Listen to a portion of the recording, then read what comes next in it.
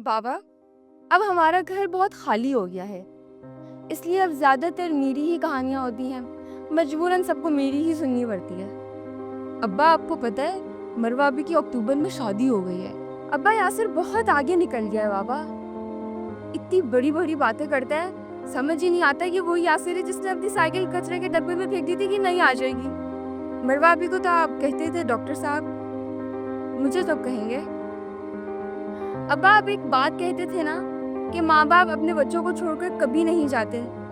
उस वक्त तो मुझे ये बात समझ नहीं आती थी, लेकिन अब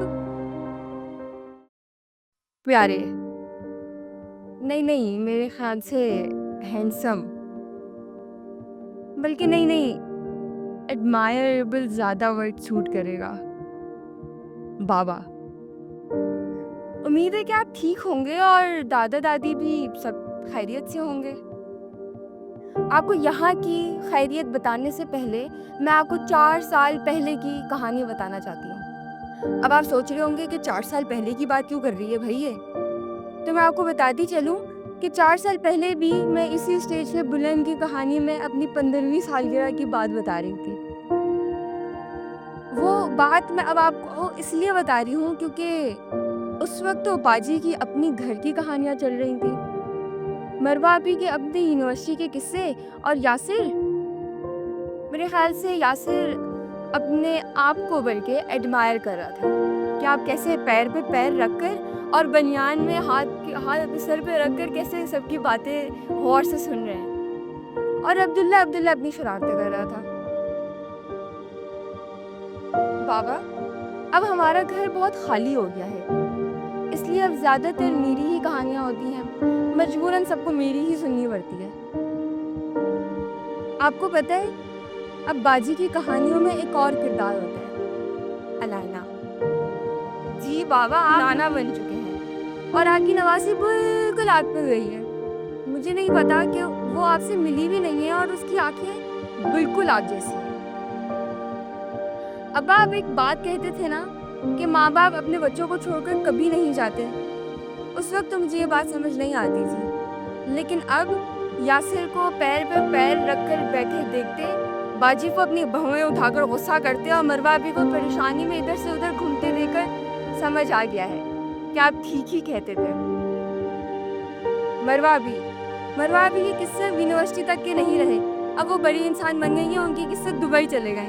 अब्बा, आपको पता है मरवा भी की अक्टूबर में शादी हो गई है हमजा भाई से और वो उन्हें दुबई ले गए। और अब्बा, यासिर बहुत आगे निकल गया है बाबा। इतनी बड़ी बड़ी बातें करता है, समझ ही नहीं आता कि वो यासिर है जिसने अपनी साइकिल कचरे के डब्बे में फेंक दी थी कि नहीं आ जाएगी, और हर छोटी छोटी बातें मामू से लड़कर अपना रास्ता बदल लिया करता था कि मैं कहीं और से मस्जिद चला जाता हूँ, मामू के सामने ना आना पड़े। और अब्दुल्ला की शरारती में थोड़ी सी कमी है क्योंकि अब वो 9th क्लास में आ गए हैं, लेकिन अभी भी वो उतने ही बड़े हैं जितना आप समझते थे उन्हें। उसको बोर्डिंग स्कूल में डालने की बात तो अभी तक हम उससे करते हैं, लेकिन डाला नहीं क्योंकि अम्मा का लाडला जो है। और मैं बताती चलूँ, मोबाइल का कीड़ा अभी भी उसमें है, ले आपका नहीं तो मामा का मोबाइल नहीं छोड़ता। खैर, अम्मा के मोबाइल से याद आया, अम्मा की तबीयत थोड़ी अब खराब हो जाती है, लेकिन जब खाना नहीं बनाना पड़ता तो सब ठीक हो जाता है। और मैं क्या क्या बातें बताऊं और क्या क्या कहानियां रहने दूं। आपको पता है 4 साल पहले जो 15वीं सालगिरह की कहानी सुना रही थी, अब वो बात नहीं रही। अब मैं 18 साल की हो गई। पहले जो कहानी में ब्लेंडर मारा था और किसी को पता नहीं चला था सवाए उसामा भाई के, अब वो ब्लेंडर थोड़ा कम हो गया है। 9th 10th तो पास कर ही लिया था, फर्स्ट ईयर भी पास कर लिया, अब सेकेंड ईयर की बारी है। फिर MD किया तो फिर मेडिकल कॉलेज। अब्बा, आपकी बेटी डेंटिस्ट बनना चाहती है। मरवा अभी को तो आप कहते थे डॉक्टर साहब, मुझे तो कहेंगे। अब मैंने ज़िंदगी के इतने अहम लोगों का जिक्र कर ही दिया है तो एक और का भी बताती चलूँ। अब्बा, आपको पता है मेरी बहुत अच्छी एक दोस्त है जिसका नाम है हमना। आप होते तो यकीनन उसका नाम शगुफ्ता, इकरा, कुलसूम होता, लेकिन चले कोई बात नहीं। वो मेरे घर आती है और अपने अब्बा के साथ ही आती है। मेरा भी दिल चाहता है कि मैं कभी कभी उसके घर जाऊं अपने अब्बा के साथ। अभी कुछ दिन की बात है, हम वो मेरे घर आई हुई थी और हम एक दुकान पर गए।